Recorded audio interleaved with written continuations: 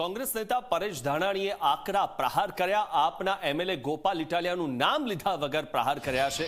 વિસાવદરમાં નવા ચૂંટાયેલા નેતાએ સરકારને ચેલેન્જ કરી। સરકાર વીઘે 8,000 રૂપિયા આપે તો સીએમનો આભાર માનીશ।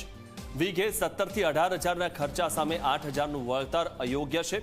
તમે ગુજરાતના ખેડૂતને ગીરવે મૂકી શકો નહીં તે વાતનો ઉલ્લેખ પરેશ ધાનાણીએ કર્યો છે।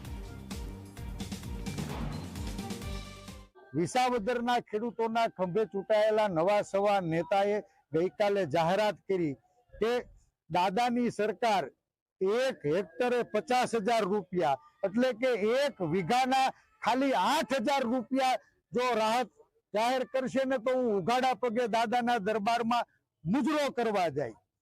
મારે ખેડૂતોની વચ્ચે પૂછવું છે કે અમે વીઘે 17-18,000 રૂપિયાનો ખર્ચો કર્યો અને 8,000 રૂપિયા સરકાર વળતર ચૂકવે અને તમે દાદાના દરબારમાં મુજરો કરવા જાઓ। તમે ગુજરાતના ખેડૂતને ગીરવે મૂકી શકશો નહીં।